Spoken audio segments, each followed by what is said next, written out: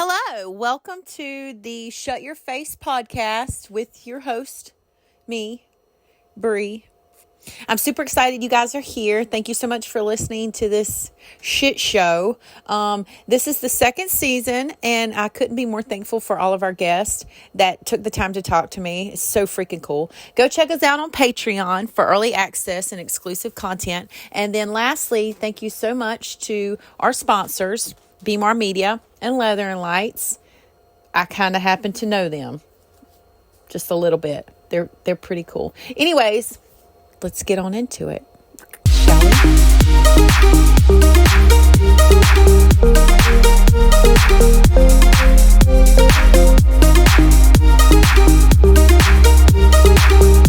Oh, yeah. Oh, okay. Yeah, because of the podcast. That's cool. How are you doing? I'm good. How are you today? I'm doing well, thank you. Well, I'm glad that you are taking a second to do this with me because you're a pretty busy lady. I guess I'll just go ahead and get right into it. At your barn, and I'm going to say this wrong, but it's Fernweh? Fernweh. Fernweh. Okay, Fernweh Sport Horses. Yes, You don't just concentrate on dressage. You do a little bit of everything? well, my primary focus is on, and my passion is starting the young horses, and I have very recently, just cut down to dressage horses specifically. But for the past 12 years, I've been very fortunate to extend that into multiple different disciplines and use a strong, solid dressage foundation, which I believe helps all of them. So, Somebody else has kind of touched on that, actually, specifically dressage for all disciplines. What is it about dressage that you think kind of makes that hold true for everybody else? well, when it's done properly, the dressage training scale actually is incredibly valuable to building a horse that's working through their body properly. And so especially like me, I'm very nerdy about biomechanics. And so when you're kind of taking the whole horse and the way their body is working into consideration, that really can transfer into all the different disciplines. Yeah, you know what, I concur, because actually that's funny that we're talking about this. What is your, you know how a lot of people have said, made a big fuss about the reiners and other disciplines having a really low head. I could be wrong, so correct me if I'm wrong, but technically in order for them to pick their shoulders up and to get their hindquarters underneath them, their head does have to be lowered in a collected stance. Is this true or not true? Well, it's really more about having the ability to put your horse where you want them and teaching them how to remain engaged in the hind end and use their back and their core, whether their head is the highest point or, like in the stretchy trot, for instance, a lower point. And it's about keeping the horse connected and through in their body regardless of head placement. Yeah, because I think the general public looks at that and sees it like, oh, God, that's bad, that hurts them. But it doesn't hurt them, neither or hurts them. Right. Well, and that's, even the best stuff for our horses, it can be harmful if it's misunderstood or asked for inappropriately. I think that's kind of why I like the dressage is if you're putting the whole horse in the picture, it's just the same as our equipment and everything else. Yeah, this is true, because you have a right way to do things and a wrong way to do things, and yeah. That's with anything in life. So let me back up a little bit. What initially brought you into the horse world? Did you come in at a young age, or did you just always aspire to, be around horses or have anything to do with horses? Right. Well, so my parents, before I was born, they actually were really big into the Arabian show circuit. And so they would purchase, really? Yeah, they'd purchase 5 or 6 top-bred young Arabians, and they'd put them in training primarily for Western pleasure. And they'd go to Scottsdale, Arizona for the big shows. And so when I was born, my father was pretty sick, and they had backed down to more of like the hobby horses, but they kept back a couple of their nicer horses. And so as a very young kid, I got to experience Arabians. Well, hold on. So what do you think about them? Do you think they're crazy like everybody else says, or do you just think they're really, really intelligent? I owe them and also my very first trainer, Kay Fontaine, my entire education, because I think both are true. And if you can figure out how to work with a spicier Arabian, chances are they're going to teach you just about everything you need to know. I believe that because I think I've always kind of thought they were just really smart and people misunderstood them. Yes, yeah, I think there's a lot of validity there. Yeah. Now, we also we didn't get to talk about it much, but I had messaged you about the new, I want to switch gears here, the new Horse Protection Act. Yes. Have you looked into that, or what are your thoughts on that? I haven't seen much of it, but I saw a little bit of it last year. It like poked out a little bit, but I thought it was only going to be related to gaited horses, which, okay, that's cool. But then now here recently, apparently there's been, some uproar about it.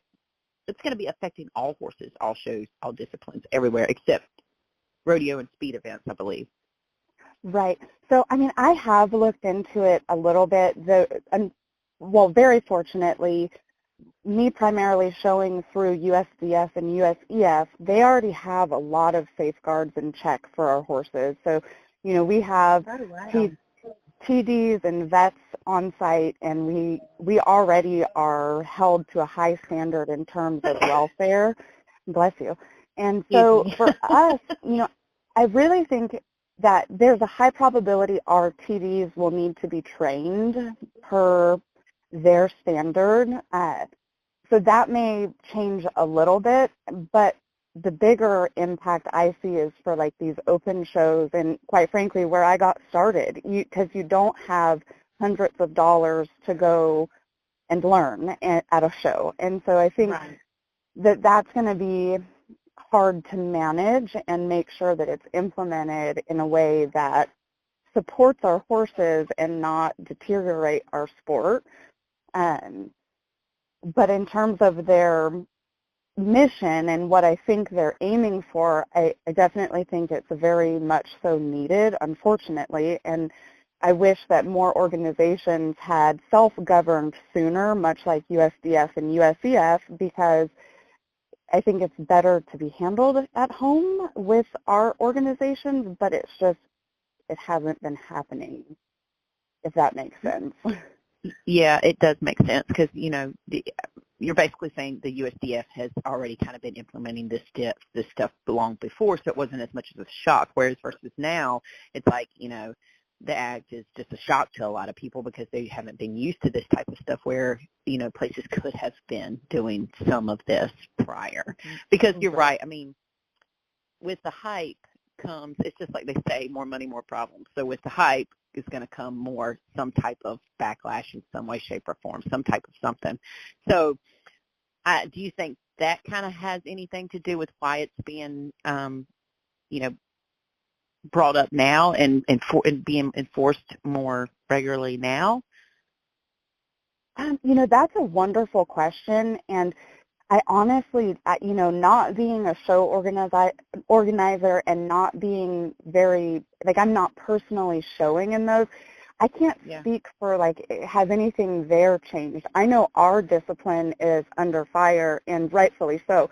To have Olympic-level horses that should be the epitome of what we're all training for, with their tail swishing the whole ride and with their mouths just wide open. And, that's,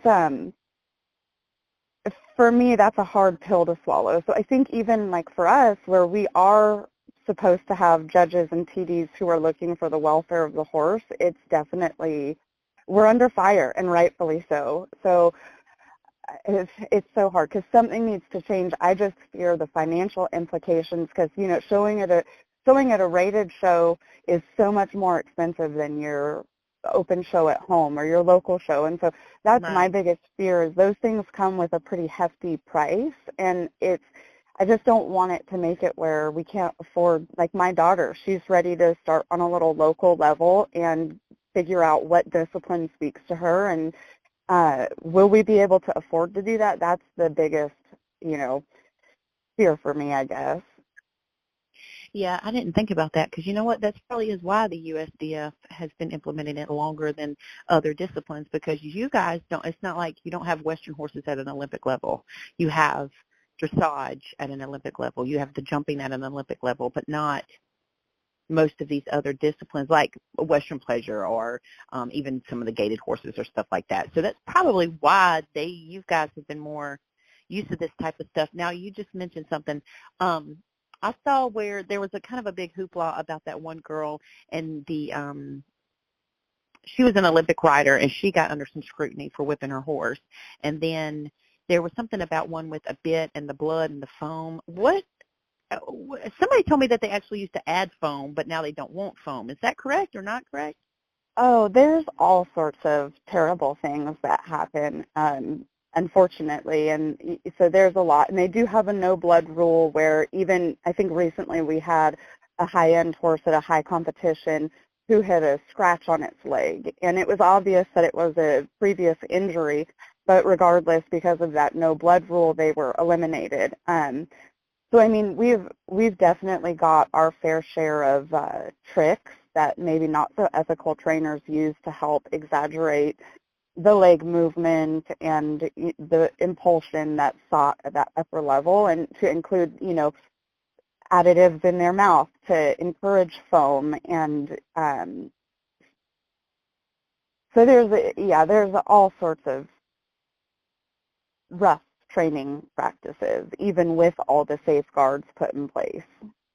Yeah, and that is sad because it's everywhere. It's not just with dressage people. It's everywhere.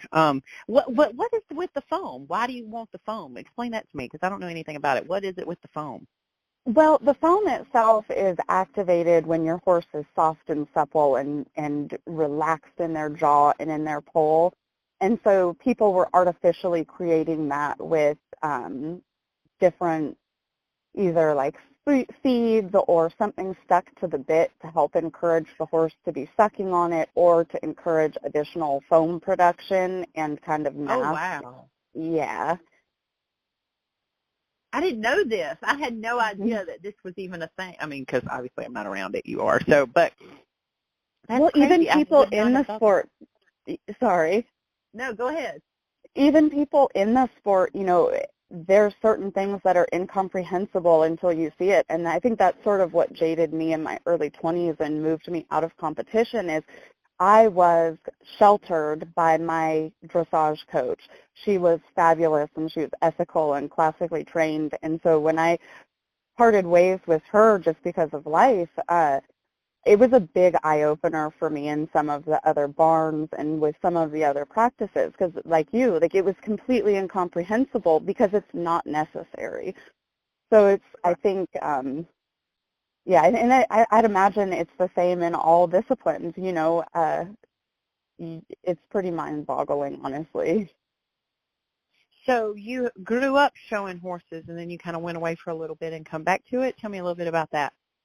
Yeah, so I competed dressage under Liz Hendricks and was very successful on my personal horse. And then, like I said, when college and life sort of took me away from her atmosphere, I was like, okay, well, now that my eyes are wide open and I see the atrocities that can be in this sport, like what's even the point? We're not helping horses. If this is widely accepted in many places, like we're not helping them. And my thing was, well, how can I actually help the horses that I have in training? And my answer was young horses. And if I can help the young horses get in and get a solid foundation that, quite frankly, gives them the skill set they need to deal with the bad people in the horse industry, like maybe I will have felt like I actually helped one. And so that kind of set me on a 10 to 12 year journey where I just shadowed under different breeders, different colt starters, and put myself in the saddle of as many young horses as I could.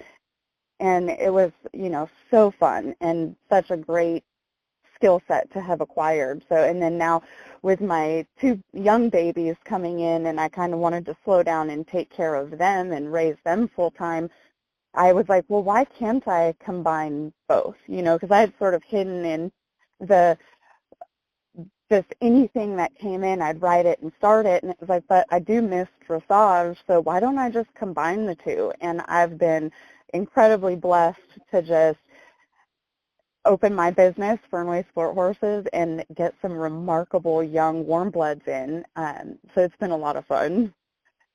Yeah, I always think it's like, it's elegant. It's like dressage is like the pinky up of horse world. Yeah. You guys are just so, I just think it's so cool. And some of the, I even talked about this with somebody else, how even, your Western riders and trainers, it benefits them so much to switch up and go do something like dressage or hunt seat or just something of that nature, something completely different. And it'll help keep you fresh as a rider because, like you just said, a little bit ago, the basic elements of dressage can kind of take you anywhere. Absolutely. So let me ask you about this because I have no idea anything about it. What are the levels of dressage, and can you explain them a little bit to me? I know you have level 4 is like the highest, right? So 4th level is our last level that's put forth by USDF, and then from there you can kick over to FEI, and so then you've got your 4 levels within FEI, pre-St. George up to Grand Prix, and that's where you start seeing the much higher collective requirements. So you'll start incorporating your tempi changes, your full pirouettes, piaffe, and passage. And the lower levels are really like I think any horse should be able to do both training and first level for any discipline because it's simply like very basic lateral movements off of your leg. And other than that, your 3 gaits and their purity. So those are really cool. And then like what I do with these young horses is USDF has offered a secondary branch which is geared for young horses specifically, and that kind of encompasses the material classes, which you can take part in their 3, 4, or 5-year-old years, and they're just rail classes where they judge the horse's gaits and ability in the sport. And then they also added in the young horse tests, which they're a little bit more forgiving than the traditional USDF tests, so like your first, second level, but they're equivalent. It's just you're not marked on each individual movement. So for a young horse, in my opinion, it's very age appropriate because they can have a little bit of a bobble and the judge doesn't necessarily need to deduct that horse for it. So it's a great way to get a young horse the experience in the show miles and not maybe be so pressured for perfection. You can focus on things like the proper biomechanics, enhancing the gait to the best of your ability as a rider, and that score will reflect like the judge's opinion of your horse's ability versus the horse they saw that day, because it's hard for babies to be perfect every day. Right, exactly. Well, they're learning too, so. Exactly. So when you start, okay, so you like to focus more on the actual colt starting portion of it, but you also do advanced training up in the levels of dressage too, correct? Yes. Okay. So I guess I'm asking, do you agree that the groundwork is probably the most important part before you get into the actual colt starting, or do you think that people have emphasized that more than necessary? What are your thoughts on that? That's a great question. And for me personally, I want my horse to be solid and have the information that it needs on the ground before I ever get up. It's not that I haven't cowboyed in my day or I'm not willing to, but it's completely unnecessary. And So for me, if my horse, I might not do quite as much as other people do, but for me, like the basic skill set of a vocal command for walk, trot, canter, halting, and being able to turn softly left and right, if my horse can't do that without me on it, there's no reason for me to believe it's going to be able to when I get up. And I just don't want our first ride to be a fight because in my opinion, when they're equipped with the knowledge they need and it's a happy experience from the beginning, there's less that you have to untrain once you get to that 30, 60, 90-day mark and you're starting to really ask for some work from your horse. So I just prefer to get some of those basic skills in there before I climb up. Yeah, because I've seen multiple different discussions kind of about it. Like, like people think that if you do your groundwork great, you're not going to have any type of cowboying to have to deal with. And I feel like you might actually will, depending. I mean, you have excellent groundwork, but you could still have a horse that's never had a saddle on its back. So, like, and then you have the very, very old school mindset, like, oh, you don't need to do this, hop on them and let them buck it out, and it's like, okay, well, that actually did kind of work for some people for a while. So it's always like a up in the air discussion on how people feel about it. But I guess maybe it just comes to situational and the horse. Do you think that kind of plays a part in training too? Just generally the horse, because you're working with another thing that has its own brain. And so to not be able to incorporate the idea of situational things that come up, it's not like just a checklist that you can just run every horse through. Exactly. I think you're completely right. And they're all so unique and they're all on their own sort of learning curve. And so I can't sit here and say, well, I have a checklist that all my young horses have to do on the ground. No, I'm very active in our training sessions and trying to see like what holes might this horse have or what, maybe one who's spookier. We do more trust building exercises and I make sure I've got recall on them. Where one who's maybe a little bit dead, our groundwork may be freshening up a little bit and, taking me a little more seriously before I get up there. So it's all, and like you said, you can do a perfect job on the ground and your first couple rides, they're still going to have their own opinion no matter how perfectly you set the stage for them. So, of course, that's not what we want, but it absolutely happens. Right. Now, let's talk a little bit. Have you done any type of Western, or have you only just stuck to dressage? Did you do anything else growing up?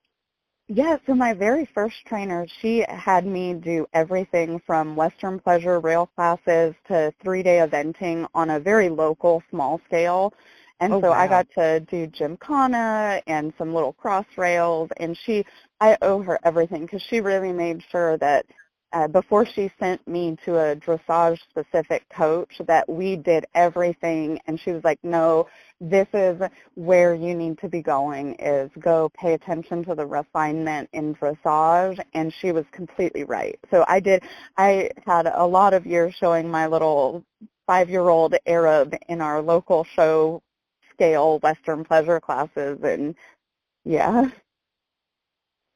I think it's so cool to hear that because people get very, I don't want to say discipline snobby, but they get like discipline like, some people, you'll just hear people say like, oh, well, ours is better than yours, or you do this or you do that, which is all fun and games, obviously, at the end of the day. But, I think a really good horseman or woman has a respect for all of them, and they would say what you were saying, like the elements that come with dressage can be applied all over the board, or the other things that you guys do can be applied to other disciplines, and they kind of run in and out of each other. So I don't know. I think that's kind of cool. Thank you. I really do too. And it's funny because, like you were mentioning, dressage is good for all other disciplines. Like a huge thing for me, having been in the dressage immersion life and then willfully stepping back out of it, other disciplines are great for dressage horses too, because like if you take one of these dressage horses and take them out on a trail and you're introducing flying changes in a bend on a trail, that actually makes tangible sense to that horse as to why we just did that, versus going around and around in an arena over and over again. It can burn them out just as fast. And so I think everyone has valuable information, and it's so fun to be finding like my group of people where maybe they don't judge me so harshly that I'm not like, oh, dressage is the only way, because for me, it's everyone's got a little bit of it right. And I think taking those walls down and the bias towards other disciplines down is what helps us make well-rounded horses, and they're much more fun to ride. Yeah, I completely concur, because if you stay closed-minded about anything, you're just going to limit yourself. But I mean, that is the way it is. Yeah. Let me go back to the Horse Protection Act really quick, because I wanted to look it up. It says it's a federal law that prohibits shored horses from participating in shows, expositions, sales, or auctions. It also, sales too. Oh, wow. It also prohibits the transportation of shored horses to or from any of these events. So is it really about soaring, or is it just about regulating the horse's welfare? Well, my so take on it is that when they originally introduced the HPA years ago, it was specifically for soaring. But my understanding of it is that their kind of first step is to encompass everybody. And then I think as it goes on and as they further define it, it's going to be more aimed towards truly the welfare of the horse. So I think the specific focus on soaring may fall to the wayside, and you'll see different regulations start showing up, much like we have already for our branch with USDF and USEF, a lot more equipment that's banned. And I think you'll start seeing a lot more of, again, we have inspections done at our shows. I think you'll start seeing that become more frequent. And it'll be interesting to see, and I think this is why there's a lot of pushback where there is it's not well defined what their plan is. And so they're kind of overshadowing all facets of the horse world, and nobody really knows where and how they're going to start zeroing in. But, I think it'll be more towards the whole horse wellness and ethical training, and bolstering the education around, shank bits are stronger than snaffles, and some things that maybe the professionals within their own industries we know, but we take for granted that knowledge. It's such a working knowledge for us that we don't realize that the person just getting started at home, they don't understand the difference in severity of equipment or the application. And so it's going to force people to become more educated, and any change is scary, and it's how they have not well defined how and where they're going to start changing rules. So, well, yeah, because I'm reading it right now, and this was actually initially passed in 1970. So exactly. It was passed in 1970, then amended in 76, and then it looks like it's basically what you said. It initially started for just soaring, which was the gaited horses community. Then now it's going to be pushed into other things to include other things, which, you know what, this might seem like a burden now for people that put on shows and the cost, but this is the only way that we are going to be able to grow the industry in a way that's going to keep it substantially higher than what it's been, because of the things that you just said. Your non-horse person just doesn't know. They don't know. And when your average person sees an animal involved, they immediately want to go to animal welfare, which is a great thing. I mean, I'm glad we have people that care. But right, I'm agreeing with what you just said. We need to be able to explain to them that, okay, this bit is not hurting them. This is what we use. It said the spur. This is exactly not hurting them, and then have something to help us weed out the bad apples that you have with anything. But that's crazy. This was actually passed in 1970, and people act like it's new. Exactly. And I think it's just that they're broadening their reach. Yeah.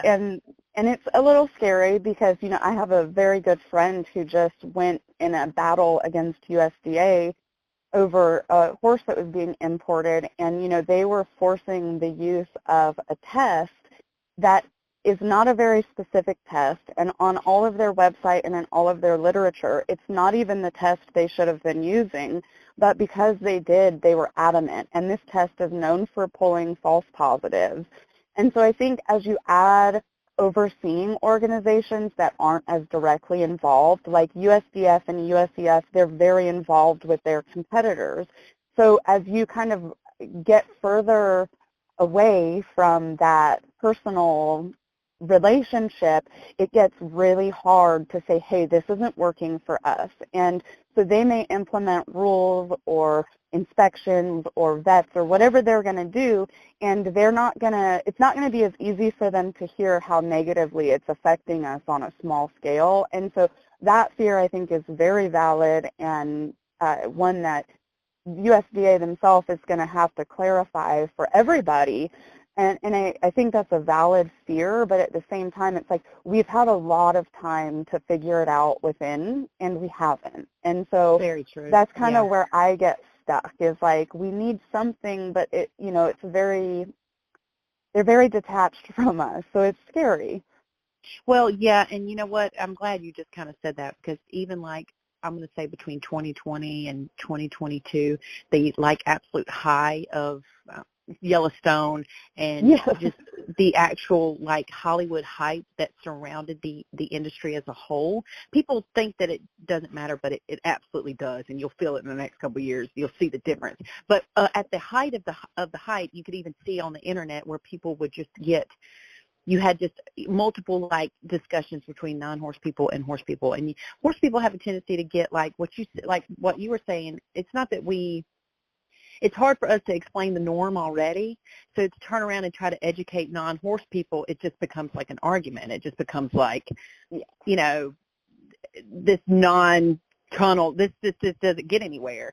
And I think it's because of what you just said, the disconnect between our industry and everybody else. And it's like when it got to this high where it was like, hey, hi, y'all check out this, and then it become a want and everybody wanted to be a part of it. I think that kind of hurt us in the long run because of that disconnect of not being able to educate people on what exactly we're doing, and just like the simple things, like the snaffle bit's not gonna hurt the horse.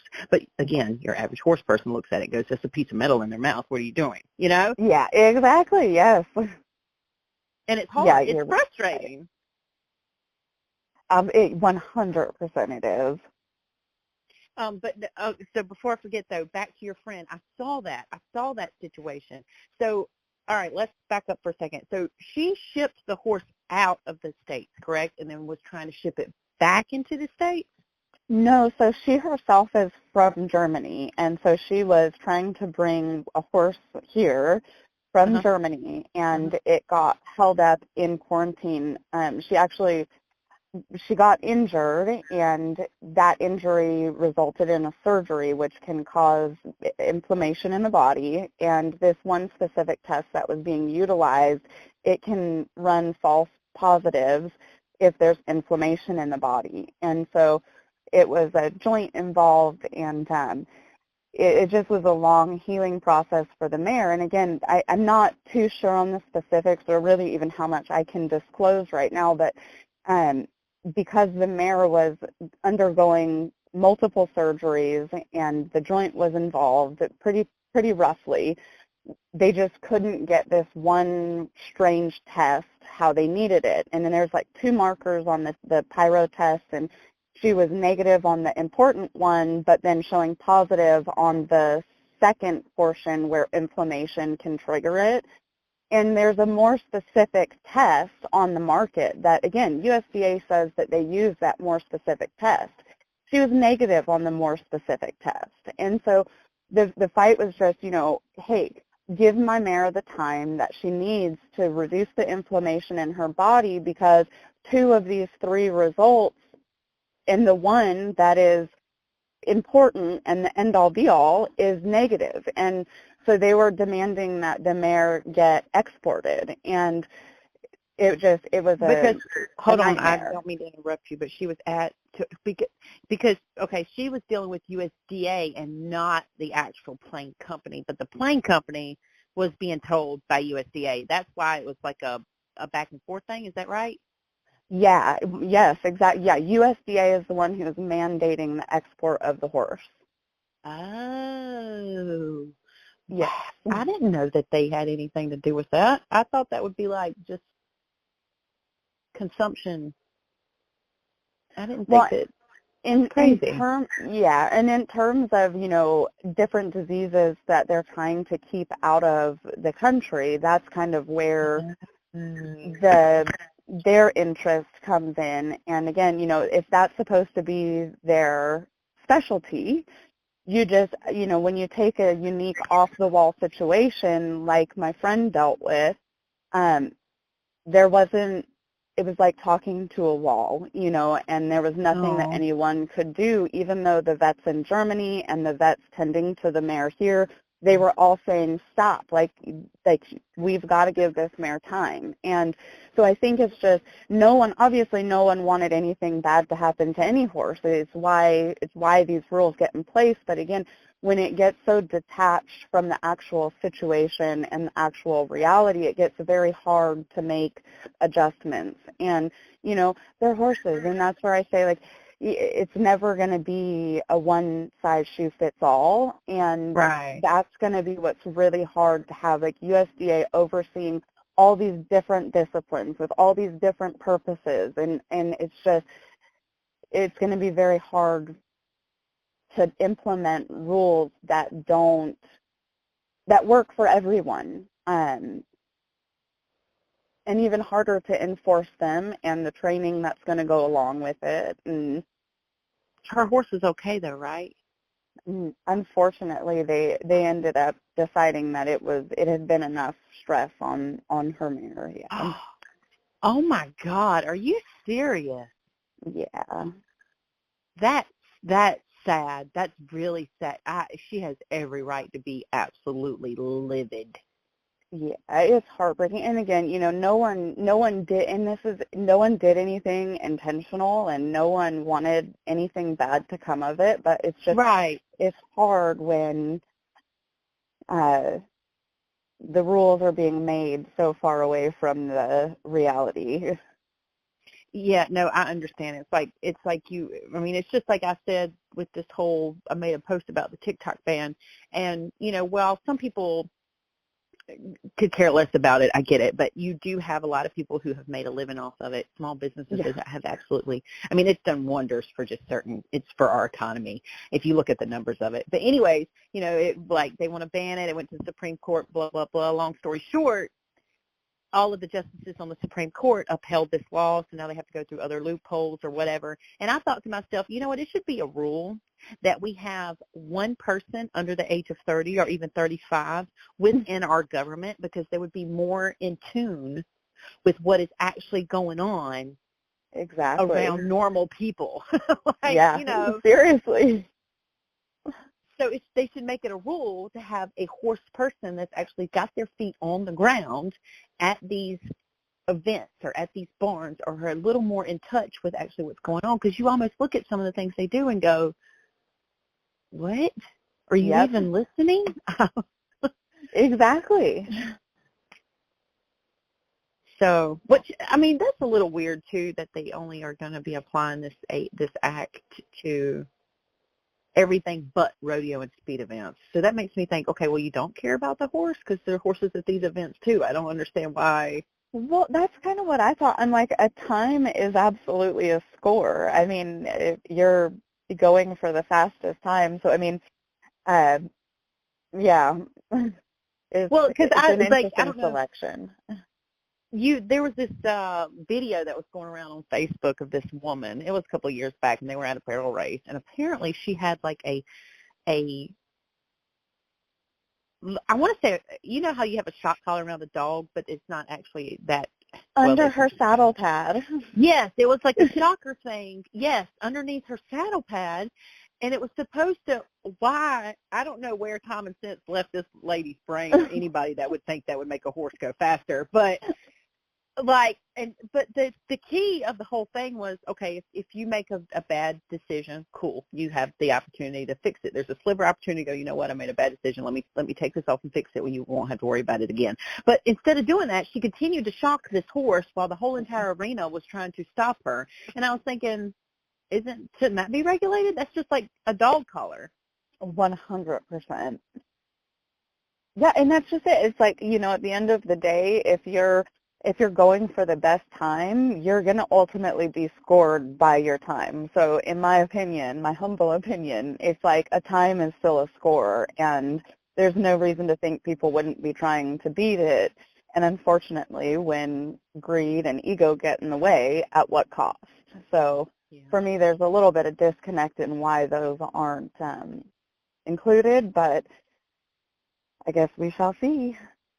Right.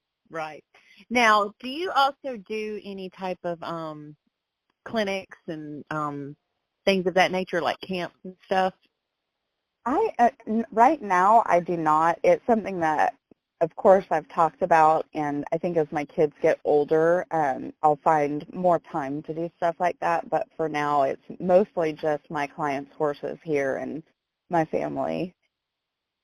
That's right, because you're a working mom. Yeah.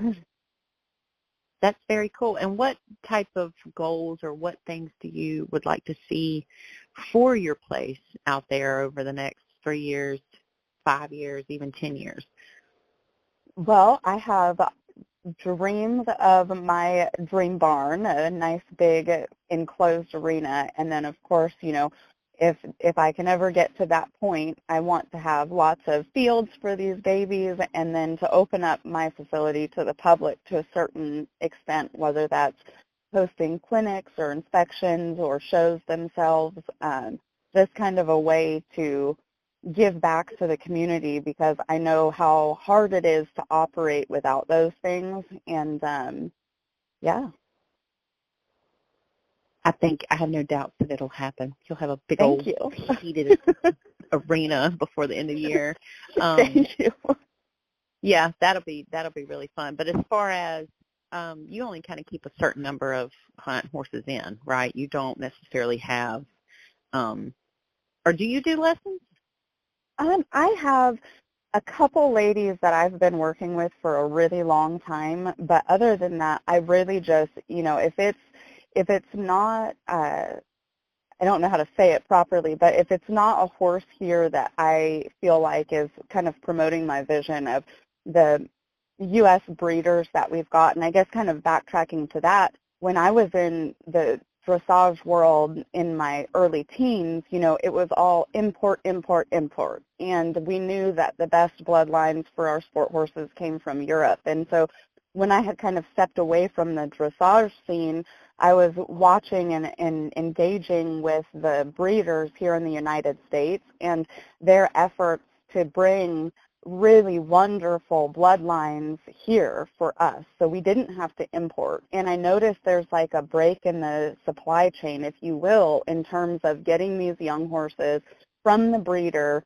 and into the community in a way that the community needs, because our horsemanship in the United States is really lacking. And so a lot of times you'll see, especially for dressage horses, the market picks up for a horse once they've got a confirmed flying change and a show record. And it's astronomical to get a horse to that level. So, we've got a surplus of horses bred here in the United States that really are top quality prospects, and they're kind of getting failed because you've either got the gung-ho young horse riders who are running them forward as fast as they can go to get maximum reach, or you've got, people who are great at starting colts but maybe not getting them out into the show ring. And so sort of being a one-stop shop for that, where my background has allowed me to have the education to take them from foaling through all their young years and get them under saddle and into the show ring. And so for me, sort of keeping that going, where I keep these working relationships with these breeders and getting these young horses the start that they need to fit into the clientele that we have. Because again, the average dressage rider is not set up to take on a 2-year-old colt or, even a 3-year-old filly. It's hard to find the trainer and get the hours, and you'll frequently hear the upper level dressage coaches saying, oh, I'm too old for young horses and I don't do that anymore. And so just kind of being a middleman in that sense. And so if it doesn't really have to do with those or my family right now, I'm afforded the opportunity to be a little selective, I think. And so not so much on the lessons for me. It's got to be, I think I'm needing purpose in the horses right now more than anything. Right. I'm totally picking up what you're saying, and that helps keep your program at a level that you've worked for it to get to. So that's a good thing. I think that's awesome. Yeah, and I'm a one-man show. It's it's a lot, farm maintenance and riding and daily care. So they keep me busy here. It's a lot, like just I don't think people realize just the basic care of a horse. Take out the training and riding part and the extra stuff, just the basic care could be considered a part-time job depending on how many you have. Like feeding and cleaning stalls and letting them out and stuff, just the bare necessities. Yes. That's funny how you've brought up warm bloods a couple of times too, and how the horsemanship overseas is a lot different than the horsemanship here in the United States. I can gather that. I can concur with that statement just from gathering from the people that I have spoken to that have ridden overseas or came from another area into the United States. They've kind of hit at the same stuff. What do you think it is that we are lacking to not get ourselves up to that level? I think that we allow people to skip over the sort of nitty-gritty parts of horsemanship and jump right into riding maid horses and idolizing competing. And so here we're not as quick to force a rider to be able to ride. It's more of we facilitate owners coming in and putting them on push-button horses. And, I will say I don't see that nearly as much here as I did on the West Coast where I was raised. But, frequent lesson programs there, the kids show up and... Whoa, pump the brakes. You were raised on the West Coast? Yeah. Oh, yeah. Okay, we'll come back to that. Yeah, California, the first 21 years of my life. So, but there, our lesson programs, the grooms would have the horses basically waiting at the mounting block, and the kids would get out of their nice car and they'd walk straight to the mounting block, climb up and take their lesson, and then they'd leave, and the groom would cool the horse out and get it put away. And so it's a totally different client base over there that they were catering that to. But again, I think that even here in my lesson program, because I did teach kids while I was starting the young horses, I love teaching and sharing what I know. And so it's hard to talk to the average kid or adult these days about how important that stuff really is. And so unless you're in an environment where you're truly going out to catch your own horse and bring it in and afforded the ability to talk to someone about what an abscess is and what a colic is, all those tiny things, again, I think professionals tend to take for granted because we know and we've got it under control. Those are the things that kind of make you understand the whole horse over just the riding aspect. And we just don't force that to be a part of our riders as much, I don't think. I think I agree totally with what you're saying, because you're right. It's like we put more responsibility on the horse, whereas the horse is actually more simple than the human. And it's like I've heard people say it multiple times. They're like, I'm not in the horse industry. I'm in the people industry. Yeah, it's true, because you are teaching people about horses, but for some reason it's like everybody tries to make the horse more complicated, where if they would be more simple with it, it would actually help them. Yep. Yeah, 100%. So that's crazy. Okay, so what made you come? I'm skirting back over to California. I didn't know this. So you were born and raised in California, and then you ended up. How did you end up all the way over here? Well, my mom had moved out to North Carolina when I was like 17 or 18, and I had visited a couple times, and quite frankly, I was just so fed up with the politics and you know, the fakeness of the area in California I just needed like a big, huge change. And I had lost my father and like a year before, and everyone was like, don't make any crazy changes for a year. And so I waited basically a year to the day, and I loaded everything up, and I was like, I am driving as far away from here as I possibly can. And so I spent some time in North Carolina and almost a year in Georgia with a breeder, and then it's just I keep coming back here. So I think North Carolina is it for me. That is so cool because that's funny you say that. They told you to wait a year because you are right. Like when something traumatic happens, it's almost like you don't like. Now when I'm older, when I was younger, I probably would have done something. I probably wouldn't have waited a year. But older, you're like, okay, don't make any irrational decisions right now. Just soak it in and work with it. That's pretty good life advice. Yeah, it worked well. For a year. It worked well. That's cool. So do you know, or are you familiar with everything that the area that with the fires and everything that's going on? Are you familiar with that area or no? Very vaguely. I was up north just outside of San Francisco. So, I mean, got you. Yeah, so it's a pretty geographically far away, but Northern California has tons of fires also. And so it's so stressful to see the horse community, and my heart goes out to them because it happens so fast. And a lot of times, just even trying to figure out how to get yourself in order. And then we feel it here a little bit with the hurricanes, having to make sure that your horses are well cared for. But I think the fires just move so much faster that it's scary.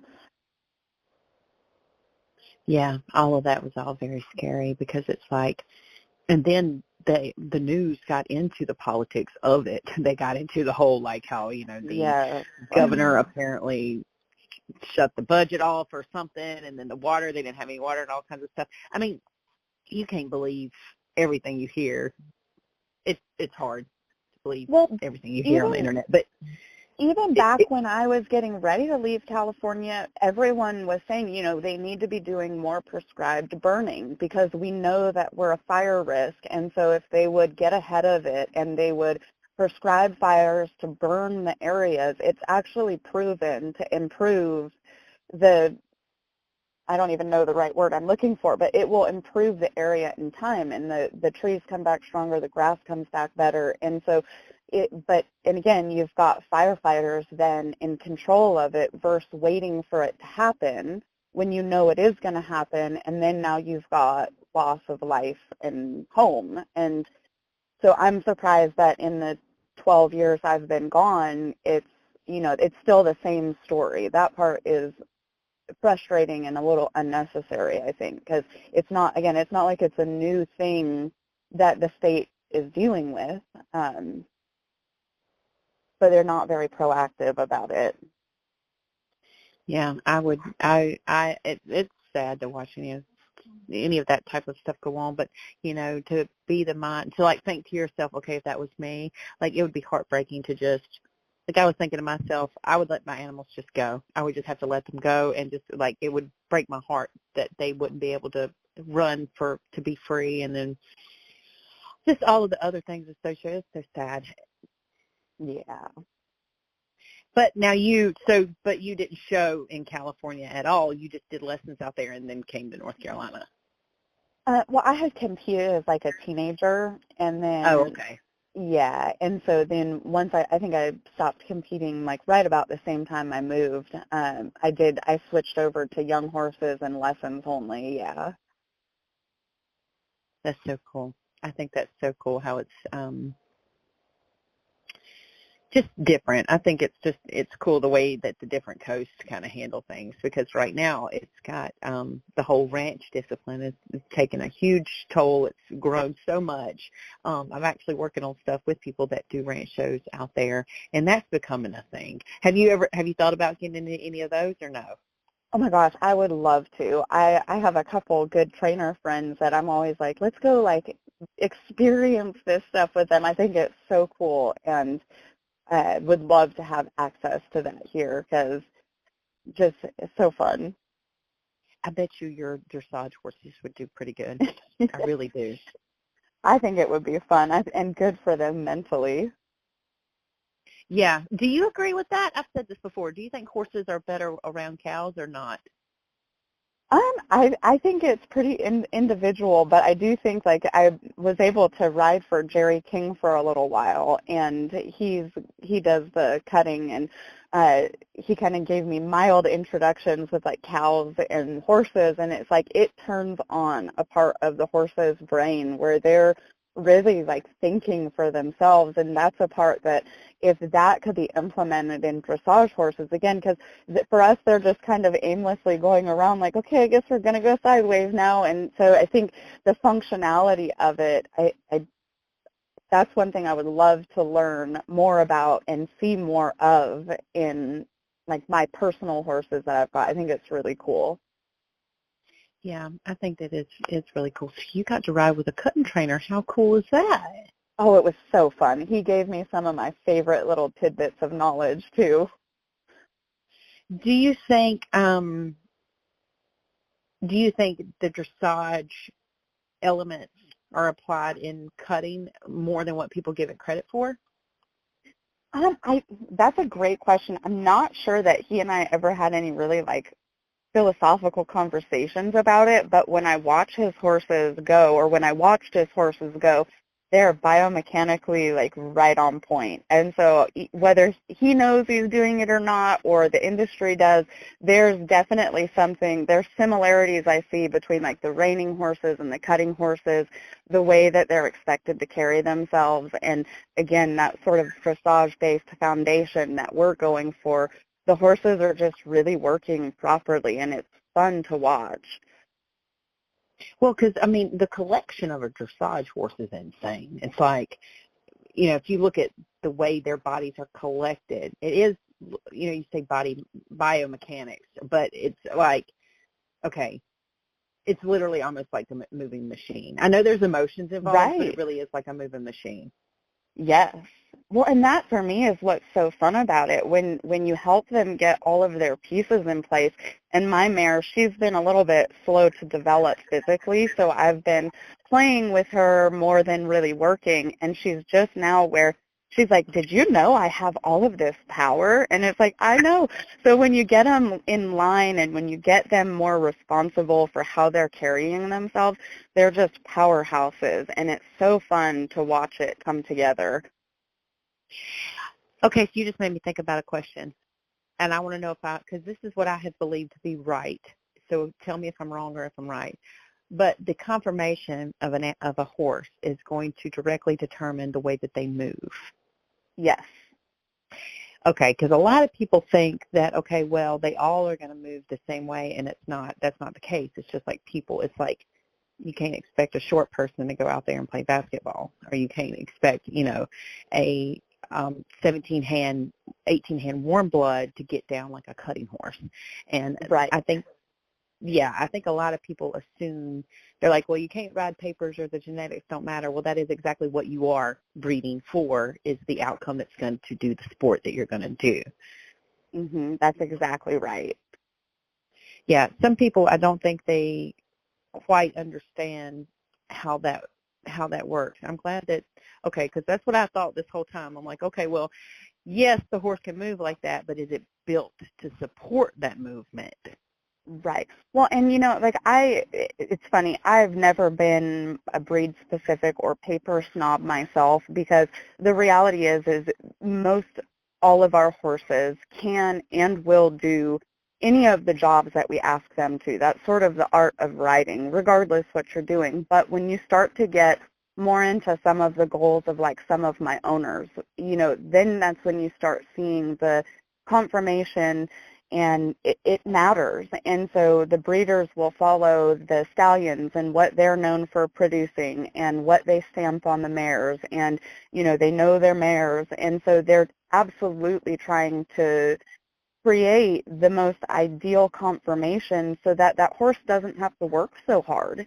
And any horse, again, they can go out and they can be successful, especially with dressage. I would never want to discourage anyone because they're on a quarter horse to go and do dressage. It's wonderful for them, and most all horses can make it up to third, fourth level with proper instruction.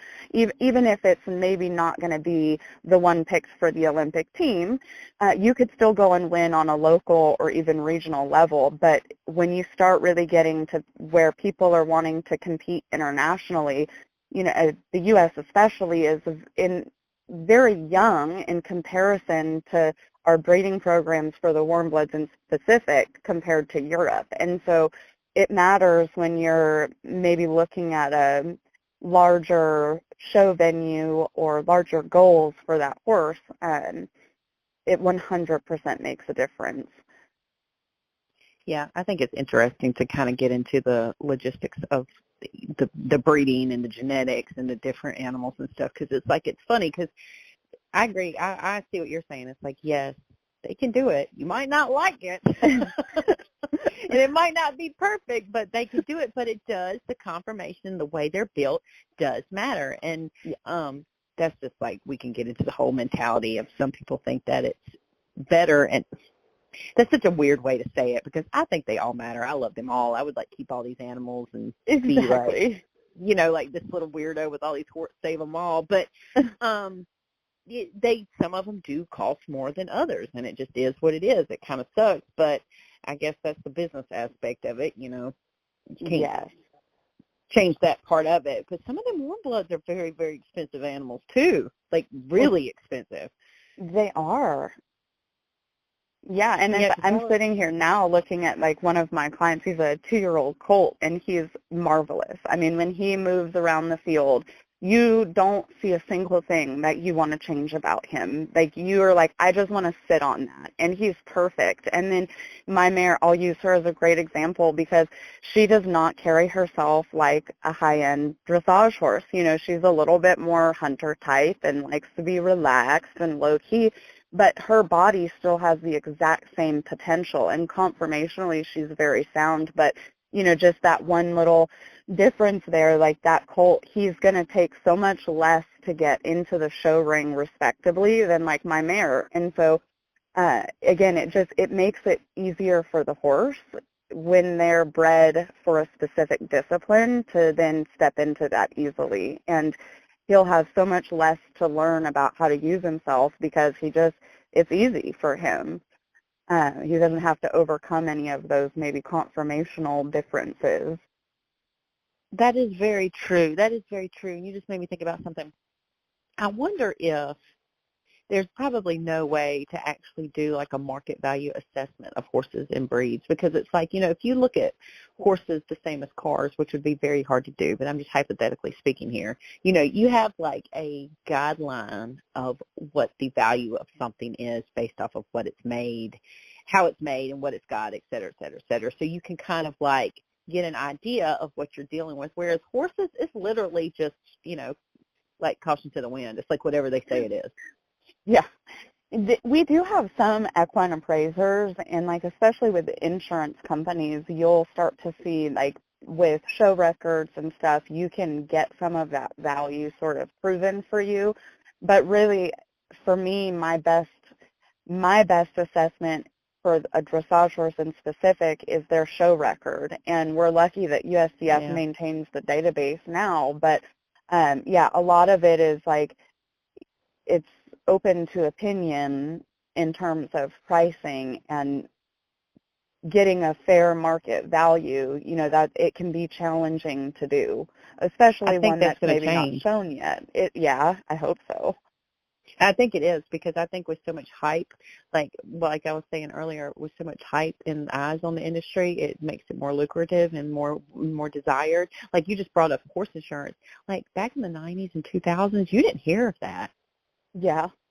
People didn't really, unless it was like high caliber stuff. Nowadays, you have people getting insurance on their horse that, not to say they're not low caliber, they're just a special. I'm not saying it like that, but I'm just saying, in comparison, in the 90s and 2000s, you didn't even think about horse insurance unless you were dealing with some world champion, Olympic, like, up there. Right. Nowadays, your average Joe Blow can just be trail riding on, again, a nice horse and go get insurance on it. It's like happening more and more and more these days. People are putting insurance on horses. So there might actually be more of a way to assess the value of horses in the coming days.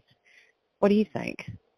I think that would be incredibly helpful for everybody, and especially, for buyers. I think you hear a lot of times the trainers going on and on about, like, you don't know how much it costs to produce these horses. And so I think even just that, shedding some light on not only the value of the horse, but then what truly goes into it, that would help everyone tremendously.